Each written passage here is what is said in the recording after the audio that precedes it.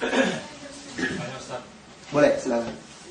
Apa namanya, kita lewat di depan orang tua membukukan badan itu, saya pernah dengar di salah satu kajian itu, ini kita nggak boleh karena Islam nggak mengajarkan itu gimana? Jadi begini, adat istiadat, adat kebiasaan atau adat istiadat manusia, apabila tidak ada larangan, karena adat itu bukan masalah ibadah. Selama adat kebiasaan itu tidak ada larangannya dan itu baik, maka itu harus kita lakukan atau bagus untuk kita lakukan. Karena di sini ada hukum umum, perintah berbuat baik, menghormati orang tua, satu. Kemudian ada tidak larangannya? Kalau seandainya sampai membungkuk ruku, ada larangannya. Ada larangan, kita tidak boleh ruku kecuali kepada Allah. Tetapi kalau kita minta izin lewat kepada orang tua dan merendahkan sedikit badan kita tidak sampai ruku, itu tidak apa-apa. Allah sendiri berfirman, "Wakhfid lahum janahaz dzul." Rendahkan dirimu kepada orang tua. Termasuk mencium tangan orang tua. Selama tidak membuat kita ruku, cium tangannya. Karena itu adat. Adat itu hukum asalnya adalah boleh dilakukan selama tidak ada larangan. Tidak ada larangannya. Bahkan mencium tangan orang tua itu sudah ada di zaman sahabat.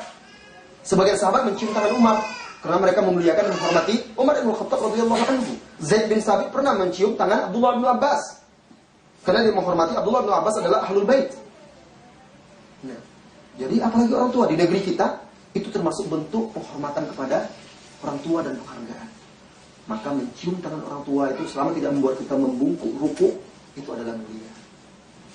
Jadi ketika kita ingin menilai sebuah itu sunnah atau tidak, perbuatan Rasulullah SAW, jadi sunnah itu ada dua. Sunnah ibadah dan ada juga sunnah hadiyah. Maksudnya apa? Sunnah itu kan perbuatan Rasulullah, perkataan, perbuatan, perilaku, pokoknya jalan hidupnya. Nah, ada yang dilakukan oleh Rasulullah itu sebuah ibadah. Ada yang dilakukan sebagai manusia melakukan kebiasaan orang Arab ketika itu. Dan itu tidak diperintahkan kita mengikutinya. Itu kebiasaan. Bagaimana cara kita membedakannya? Kita lihat. Kalau Rasulullah SAW melakukan satu perkara, kemudian tidak ada perintah, tidak ada anjuran, tidak ada keutamaan di dalam hadis-hadis Nabi. Dan orang Arab ketika itu, sebelum beliau juga sudah melakukannya, maka itu hanyalah kebiasaan setempat. Contoh, Rasulullah memanjangkan rambut. Kan tidak ada perintah, tidak ada anjuran. Ya? Rasulullah panjangkan rambut. Apakah itu sunnah ibadah yang kita diperintahkan mengikuti? Tidak. Kenapa? Karena itu hanya perbuatan semata. Dan memang kebiasaan orang Arab ketika itu memanjangkan rambut. Tidak boleh dikatakan sunnah. Orang Arab itu kalau menghormati orang tua bagaimana? Dicium kepala. Kalau di sana orang menghormati orang tua cium kepala. Kalau di sini mungkin itu orang itu walaupun anak kecil dipanjatnya orang tua itu, dipegangnya kepala orang tua itu karena agak membungkuk, orang tua diciumnya.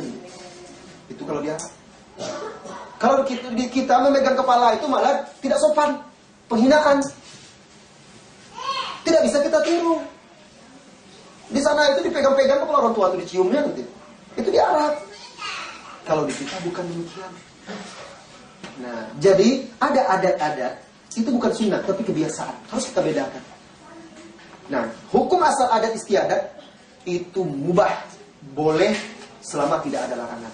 Kalau ternyata adat kebiasaan itu termasuk dalam kaidah umum yang bisa membuat orang tua itu merasa dihormati, dimuliakan, maka itu tentu akan alangkah bagus lagi. Cuma kalau sampai membungkuk, itu tidak boleh. Ada beberapa fenomena yang akhirnya saya lihat menjadi tidak baik. Ikhwan-ikhwan yang sudah belajar, akhwat-akhwat yang sudah belajar, mereka menganggap tidak perlu seperti itu. Sehingga anak-anak sekarang kan, anak-anak ikhwan-ikhwan itu rata-rata sama orang tua kan sembarang aja. Lewat sembarang aja. Tidak pernah minta izin lewat di depan, tidak. Kalau dulu seingat saya, kalau lewat belakang.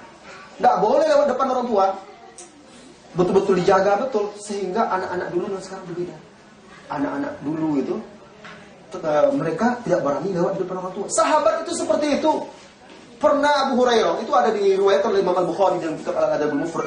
Dilihatnya seorang anak muda dan orang tua berjalan. orang tua itu di belakang, anak muda itu di depan. Dipanggil oleh Abu Hurairah. Siapa ini? Ayah saya. Kalau kamu berjalan dengan ayah, kamu jangan berjalan di depan.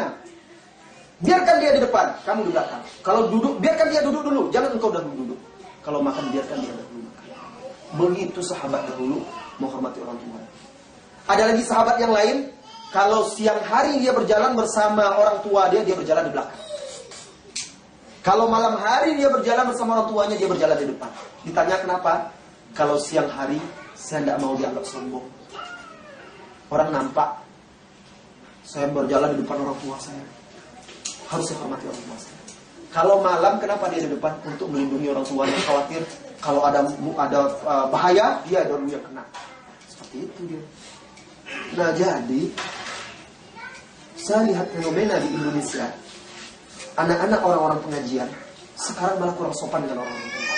Banyak.